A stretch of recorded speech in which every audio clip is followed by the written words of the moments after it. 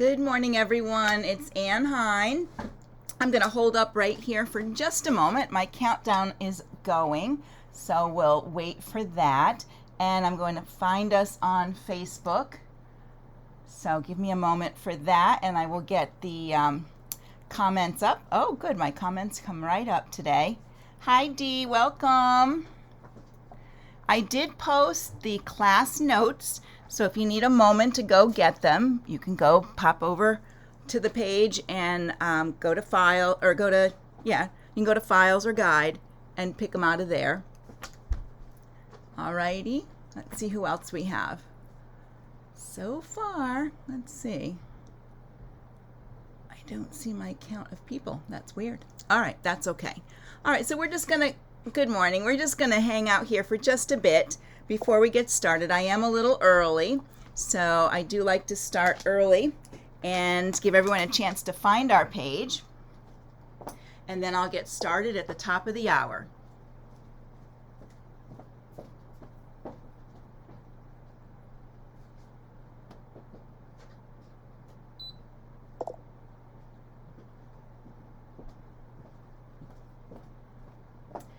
Can't decide today. I have the air conditioning on and then I have the air conditioning off, so it's I either have it freezing cold in my room or too warm.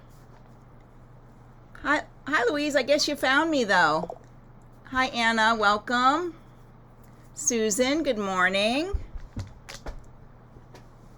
All right, so we just have a few more people. I'm actually going to come out of my comments and go back in, so hang on one moment. I'm going to go over to here and see if it's, there it is. That's better. All right. Oh, you're on your phone and you're trying to find it on the, so go to the Artistic Digitizer, the Janome Artistic Digitizer Facebook page, and then you should scroll down a little bit. You'll see the video there. Hi, Michelle. Welcome. All right, we're counting down. We're almost there. And I will be putting the camera on in just a moment. Whoops, what's going on with that? There we go.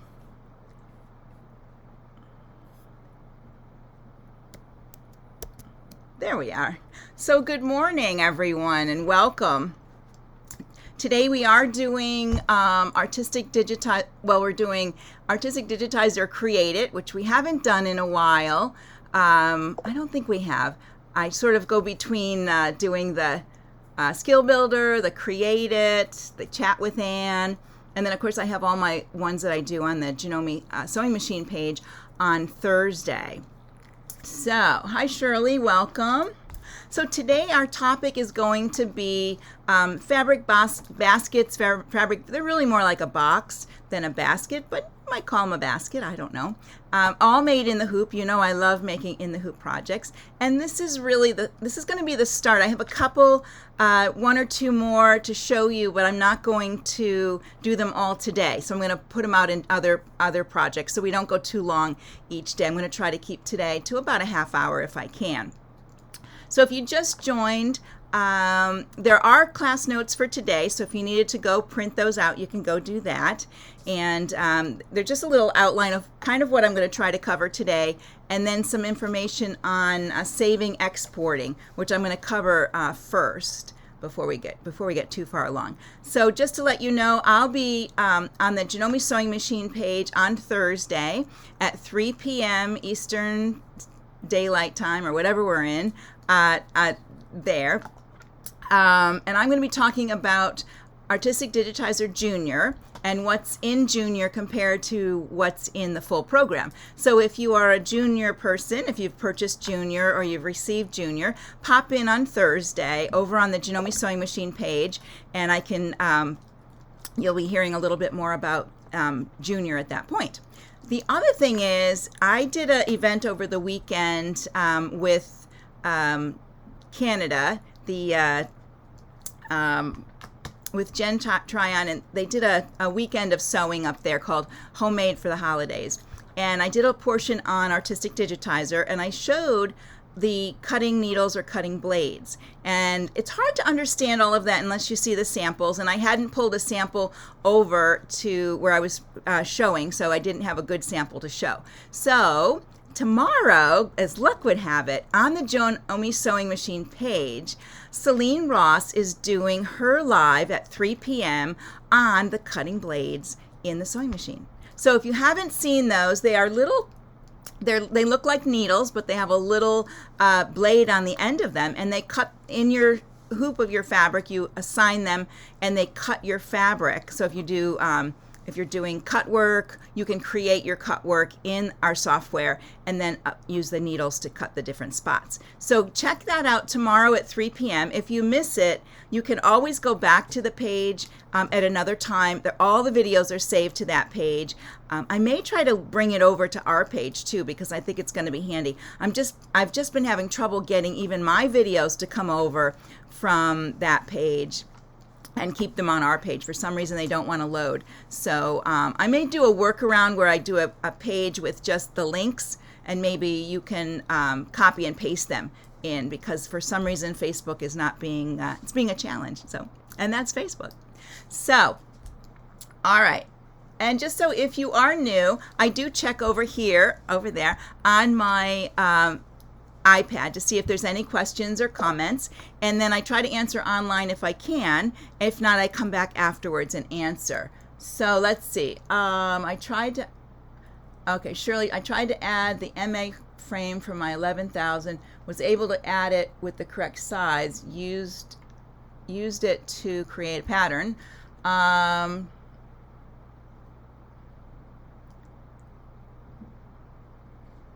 Right. I think the reason, I don't think they're going to add the MA hoop because it does an auto split on there. I think it has something to do with that. But you can actually do multi-hooping. This is for Sharon. You can actually do multi-hooping with the hoops that you have. So you can set it up. And see, this is the deal with the MA hoop. The MA hoop is it's like a double hoop. So you would stitch the A section and then you slide it up and stitch the B section. All right, so it's not really multi-hooping. So that I don't think they're not adding it to the software for that reason.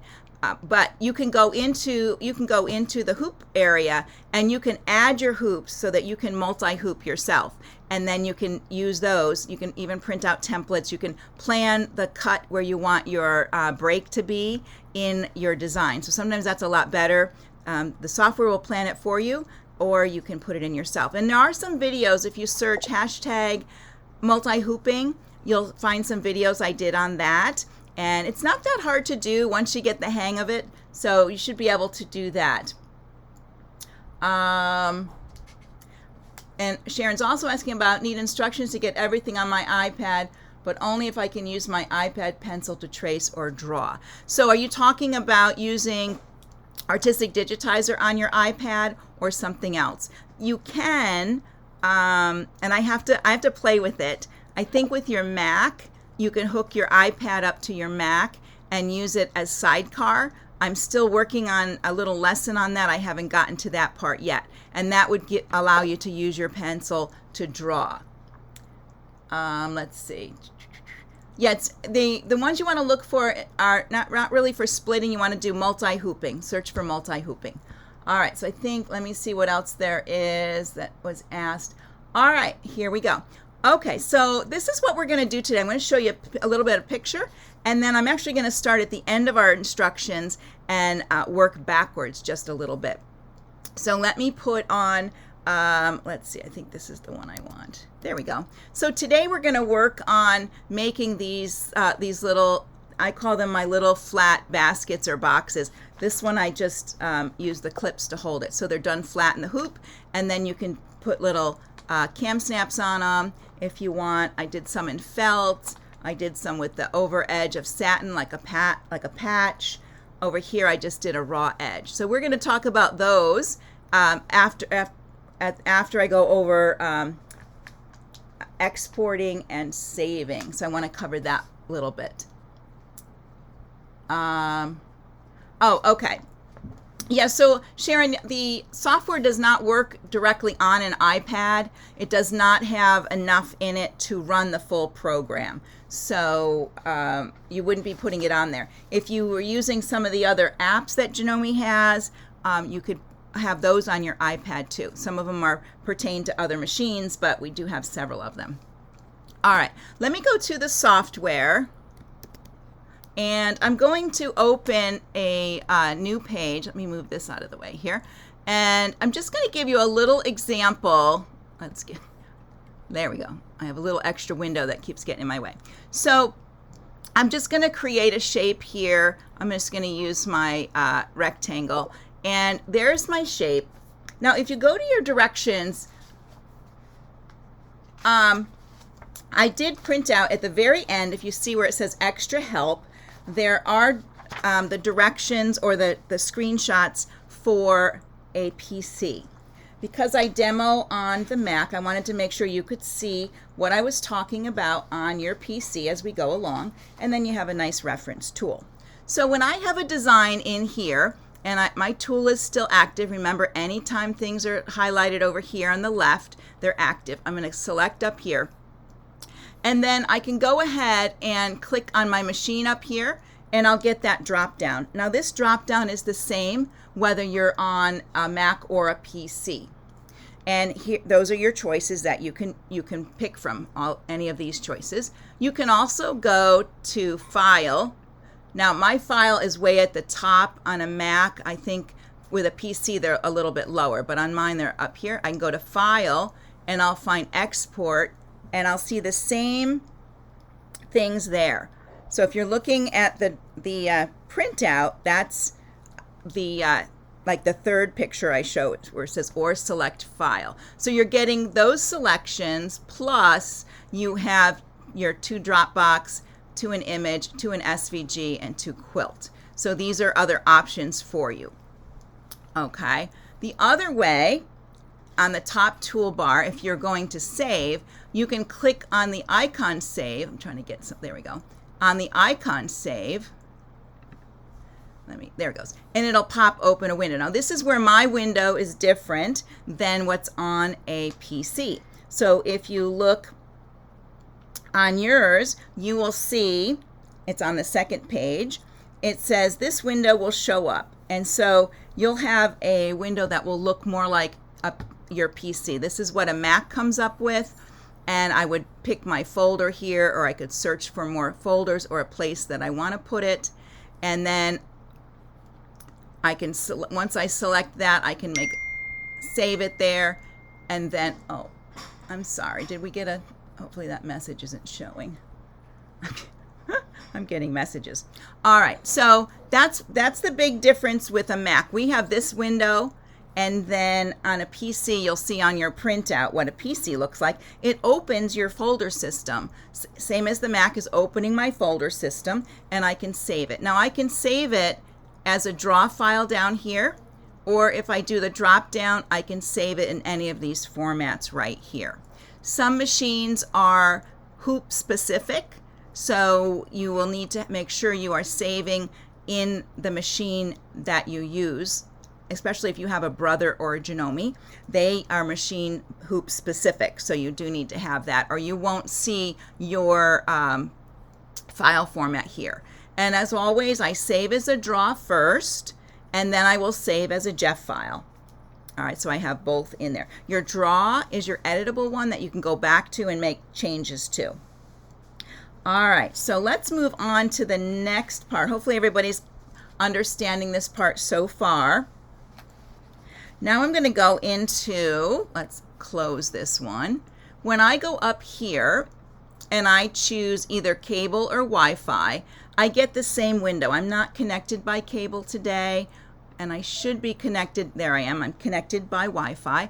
This window will open up no matter if I'm in my PC or my Mac, and I can choose if I want to put it in a USB, and my 15 has 2 of them, or my built-in designs. And I don't have a USB stick in the machine at the moment, but if I did, I could open one of these and I would see what else is on that USB stick.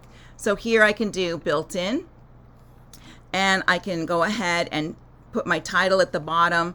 I can leave it as a JPX. That is a JEF file with a graphic. Or if you don't like to do that, you can use it as the JEF or JEF Plus on there. Then when it's saved to your machine, is actually saved onto your machine. Hi, Amy. I didn't see your message. It popped up, but I didn't see all of it. So anyway, so that's how you can save it to your machine or send it over by Wi-Fi. Now, I can send this by Wi-Fi, and I'm just going to hit send. And it'll tell me design sent successfully. And when I would go over to my machine, there it is right there. It's on my machine. I could go over to my machine now, go to my folder with the file coming out, and go to the sewing machine, and then it would open up and I would find my design. Now the thing is, when you are in your machine, let me go up one here. I just saved this within my EMB folder. So when you open your file, your folder in your sewing machine, it automatically opens the EMB and you will see your EMBF. So let's open this. And I don't have an EMBF here because I took it away. But you would have an EMBF there and you would see your EMBF. We'll cover finding it in the machine another time. I just want to get to the part where you save it. And yes, and how it goes to your machine or where you're going to save it. Now, Dennis is asking, will a 500 or 550E read the JPX file? Yes, it will. It will read the JPX. Now, if you're picking your hoop, it will tell you at the bottom. It'll give you only the formats that will work with the hoop that you're using. So you won't have an issue of that. But you can save a JPX in there too. All right, so let me go to the other one. I'm going to close this.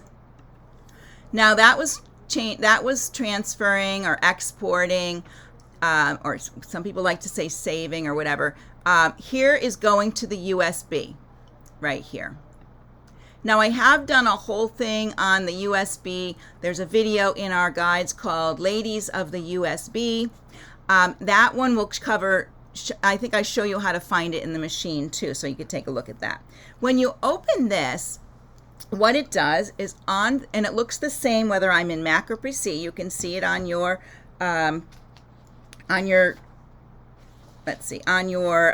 printout. There's a part that says export to USB. When it opens, you'll see right here under drive whatever drivers you have, and if your USB is in a certain spot, you would click that driver, and then you would see whatever folders are on that driver. Now, on that USB. Now, the thing to remember, and I should ask them to put up here, you have opened your EMB folder. All right, so right now you're looking in your EMB because here's your EMBF, and we know as Janome people, we have our EMB, and sitting in our EMB is our EMBF, and I also have another folder in there at this time. So I'll do up one level to show you. There's my EMB, and there's some other folders that I have, and of course my ORD, that's for the sewing side of the machine. If I click EMB, open EMB, let's open it. There we go. You'll see my EMBF and then my August class folder. So I can save it in the EMB. I would open this one if I wanted to. I don't have anything in there at the moment, and I could write a file name and I could save it in there. Or if I wanted to put it in a folder, I could save it there. Or I could just save it right here onto this page. So hopefully that will help you a little bit. This little arrow takes you up a level. So if you want to go back to where your EMB is, there's your EMB. This is everything that's on my USB stick at the moment.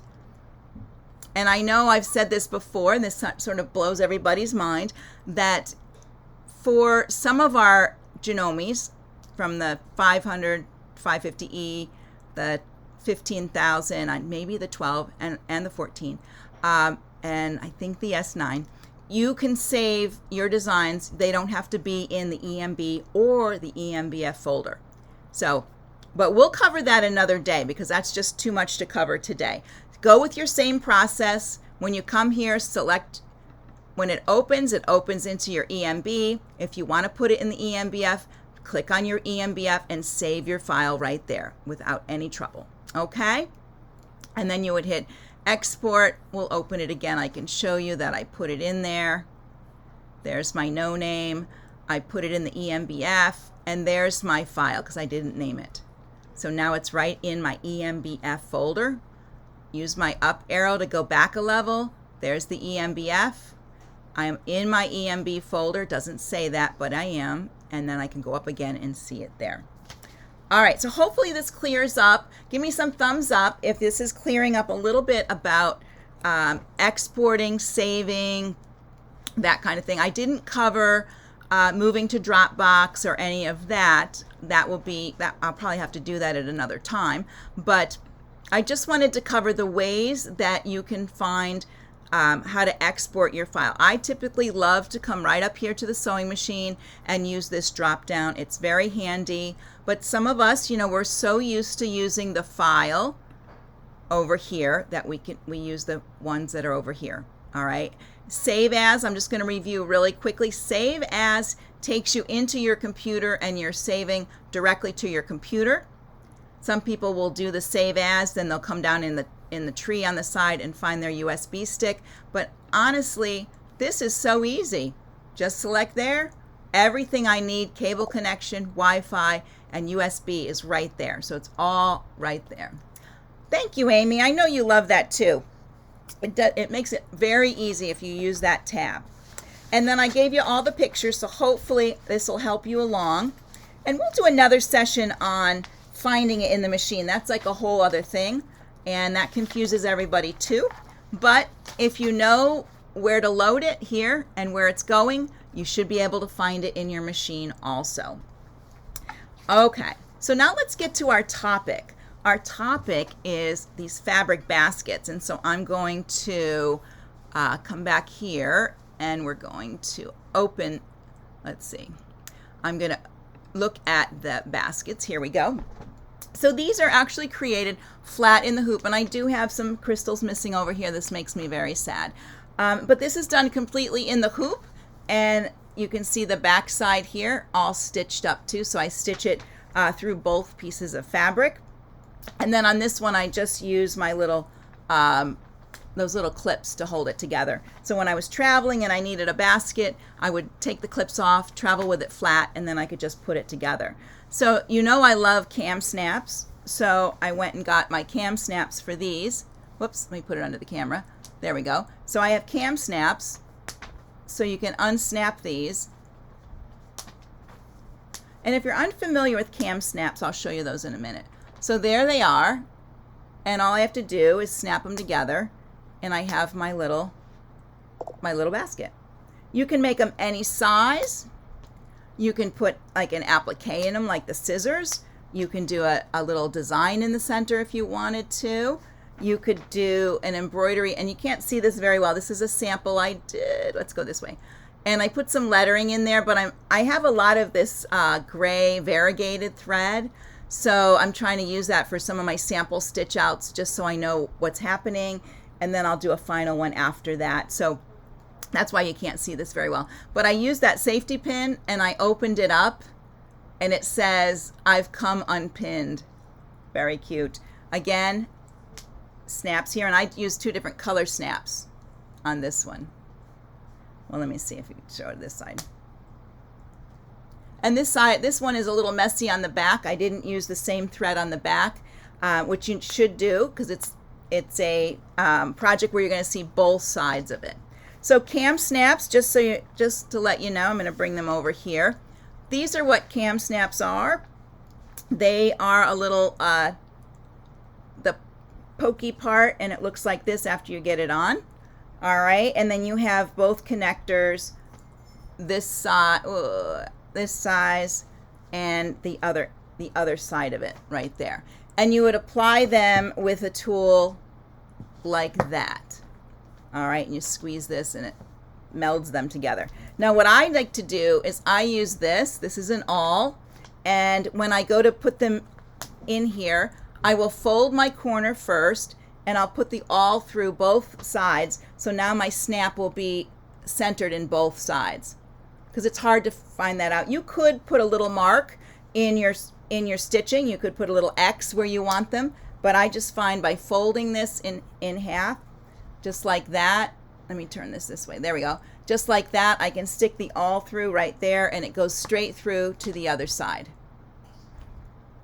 And you can see on this one, I used the same thread front and back so that it's all stitched out nice. And I left it, this one I did batting in there, and I left it the raw look on the top, pinked it with my scissors. This one I just did in felt, so I pinked it afterwards. And of course this one I did the satin over edge, so you can do a satin over edge like you're doing a patch. And then you would do this one on, this has a little bit of batting in it, you would do this one on wash away stabilizer, just like you do a patch. All right, let's get to making these. Oh, Amy's going, she's off flying. All right, so let's go to the software and I'll show you how I created these. First of all, I'm going to come in here and I'm going to open my USB stick with my class. I think it's in here. Here we go. All right. So, whoops. All right, so I'm going to do this one here first. This was actually this is the second one I did, but I want to show you this first. And again, when you do a In the Hoop project, you have your, I didn't do a placement line, but you could do a placement line. The first one here is my outer stitch right there. And then I did this inner one. This one here, I'm going to zoom way in to show you. This one here is, it's an oval bean like that, but this is the one that I like to fold the side up on. And let me go back to, I'm going to go to my webcam and show you that. I think it's important to put that one in here. It helps it to fold up nicely. So if you look in here, can you see this one here? It's hard for me to, I can't see what I'm showing you. So there's like a little line there. So when I fold this up, it folds nicely on that line of stitching. So it helps it make a nice straight part. The satin one, I kept the satin one in an oval, rounded, so that it would, I like that little rounded look, but you do need to have I feel you need to have a straight part in order to get these corners to come up nice. But you can really design, I do it one way and I love it when you guys do it your way. So I want to see some perfected baskets. I'm going to put the software back on. And again, we're only working with, our shapes tool. And then I pulled in this design. I'll show you where I got that design and how I fixed that design in there. So let me open a new page. And I'm going to close this page here. We don't need that one. And I'll open a new page. And how I did this is I used my shapes tool here. And notice when I hover over here, it tells me I can use F6 to get that. So what I could do, it's the same on your Mac as on your PC. You touch the function key and F6, and then you can click and drag your shape. If I held down Control or Command, I would get a perfect square. All right. So let's delete this one, and we'll bring this one to the center. There we go. All right, bye Cindy, we'll see you later. All right, hi Jerry, welcome. All right, so here's the start of my square. Now I did make that first square. Let me look at my measurement because I didn't write it down, and if you want to write it on your directions, you can. This square is a 6-inch square. You can see right up here in my height and width, I use 6 inches. So I can go ahead and if I hit proportional and put 6.0 in here, it should work. Not always. Oh, I guess I have to put it over here too. Let me undo that. There we go. So now I have my perfect 6-inch square. I don't need the inside part, so I'm going to come down here in my used colors and I can just delete the fill. That's the bucket. Off we go. Ooh, I got it right. Run. And then When I did this, I did not check the roundness up at the corner, but because I still have it selected right here in my toolbox, I still have the option to have some roundness, and maybe I want it to be like 30%. It's just a little round. Let me click off to show you. There it is.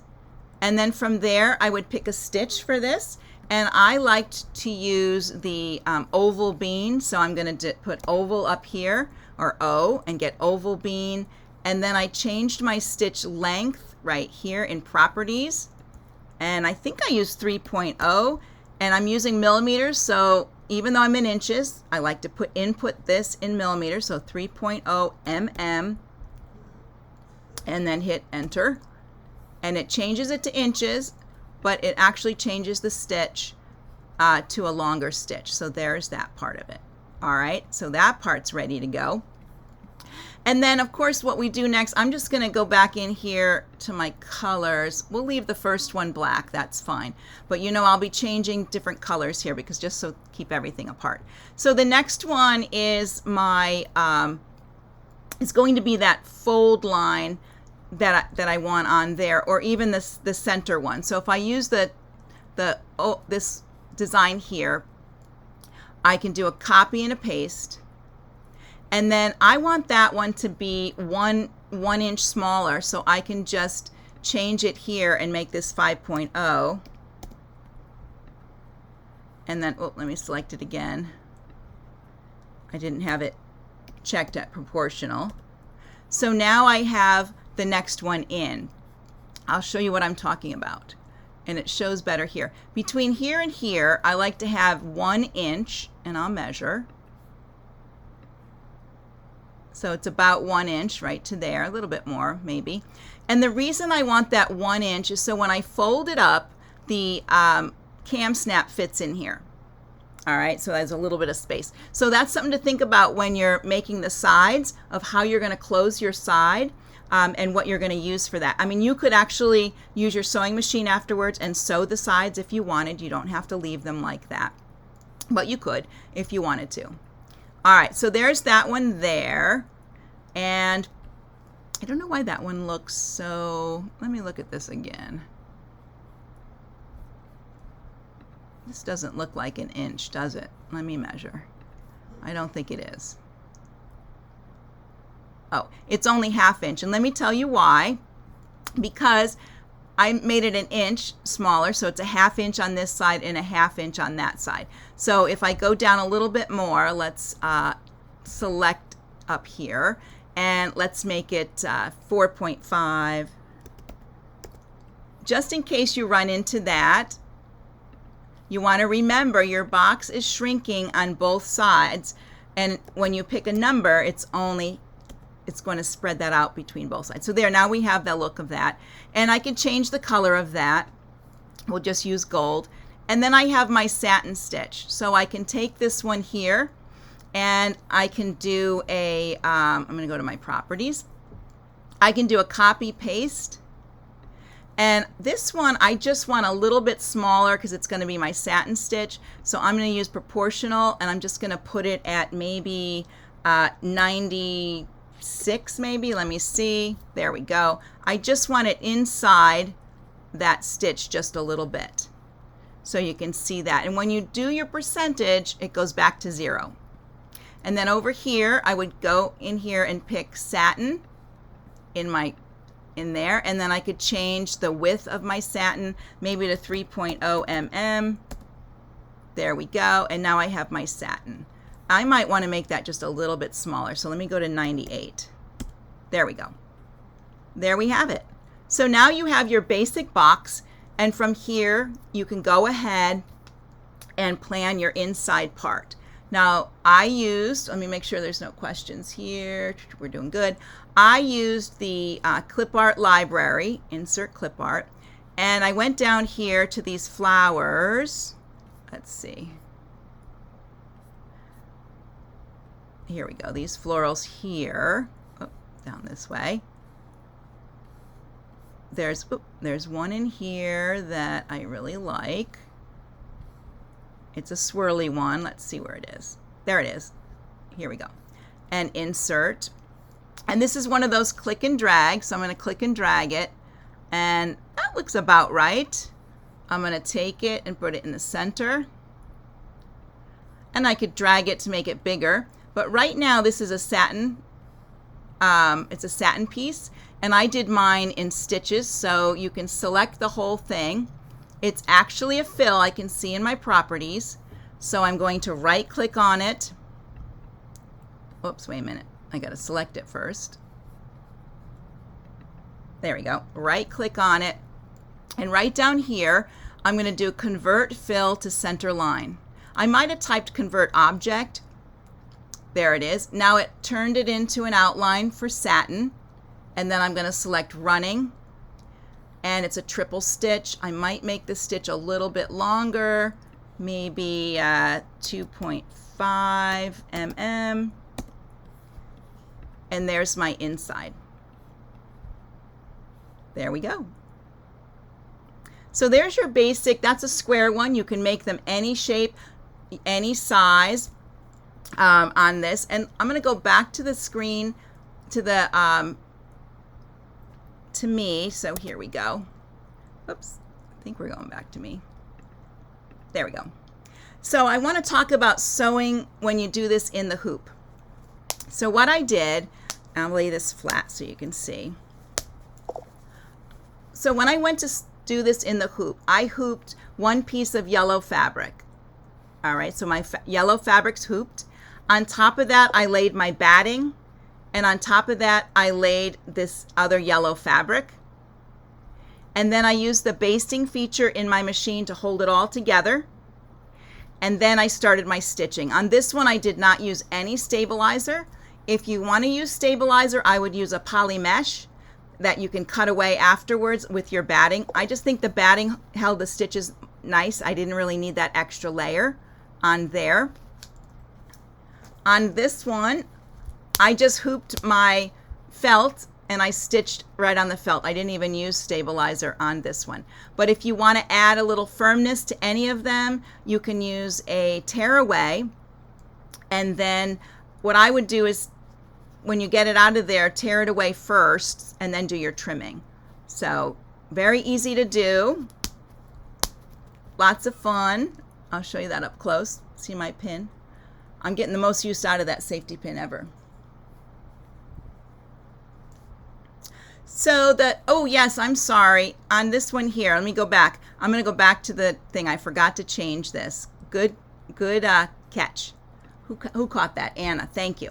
All right, so this one here, right, remember I mentioned about the, this oval one, the next line in, that one that you're going to fold on, that needs to be square. So up here in roundness, I can take the roundness away, and I just went up here into the, where it said roundness, and I changed it to 0, and now it's a square. So that would be that fold line that I'd have all the way around. Thank you for that, Anna. Thank you. Sometimes I forget, I get excited, and I forget to show you guys stuff. There we go, back to the web. All right, so that is our first fabric box, basket, however you want to call it. I'm looking forward to seeing what you guys are going to make with these. I think they're going to make really nice little holiday gifts. You know, you could put one with like a candy corn in here and then put candy corn in it, if you like candy corn. You can make the sides taller. It all depends on the size of your hoop that you're going to put it in, and how little you want the center part to be. But you can be as creative as you'd like. You can use whatever fabrics you like.